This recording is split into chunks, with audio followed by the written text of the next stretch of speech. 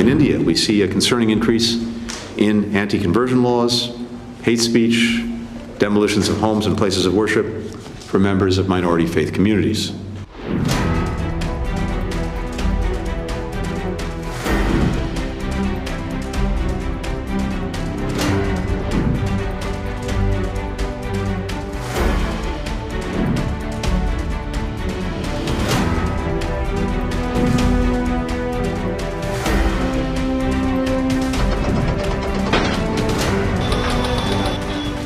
Today, thanks to Ambassador Hussain, thanks to his team, thanks to our diplomats and our partners around the world, the State Department is releasing its annual report on the status of international religious freedom.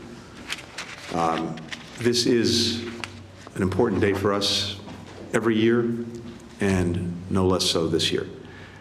This report advances our vision for a future where everyone is able to choose and practice their beliefs, including the right not to believe or ascribe to a faith. Respecting religious freedom reinforces other rights, like the right to speak freely, to assemble peacefully, the ability to participate in politics. Protecting this universal right empowers people to express themselves, to live up to their full potential, to contribute fully to their communities. Yet today, religious freedom is still not respected for millions of people around the world. Pew Research Center recently found that government restrictions on religion had reached their highest global level since tracking began back in 2007. Today, governments around the world continue to target individuals, shutter places of worship, forcibly displace communities, and imprison people because of their religious beliefs. Some countries place restrictions on wearing certain types of religious dress. Others enforce it. In some instances, governments are reaching beyond their own borders to target individuals because of their faith and their advocacy for religious freedom.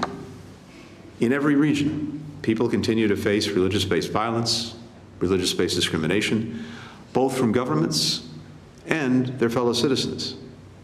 They may be shut out of schools, denied jobs, harassed, beaten, or worse. Violent extremist groups also target people based on their faith, as we saw in the attacks last weekend on churches and a synagogue in Russia's Dagestan region, in which police, civilians, and a priest were killed. Since Hamas's horrific terrorist attack on Israel on October 7th and the subsequent conflict in Gaza, both anti-Semitism and Islamophobia have increased significantly across the globe.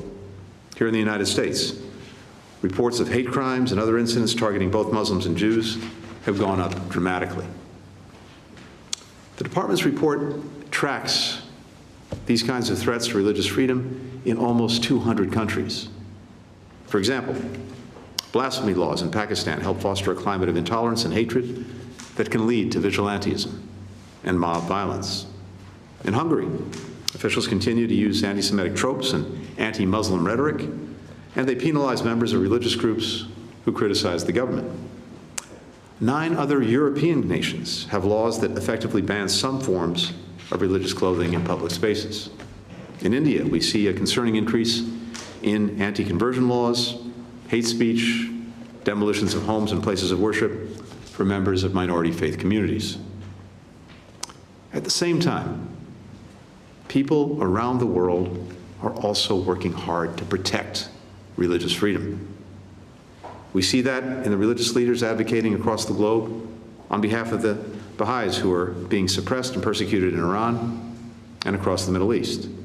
In activists like Rushan Abbas, who's raising awareness about the genocide and crimes against humanity that China is committing against the predominantly Muslim Uyghurs in Xinjiang.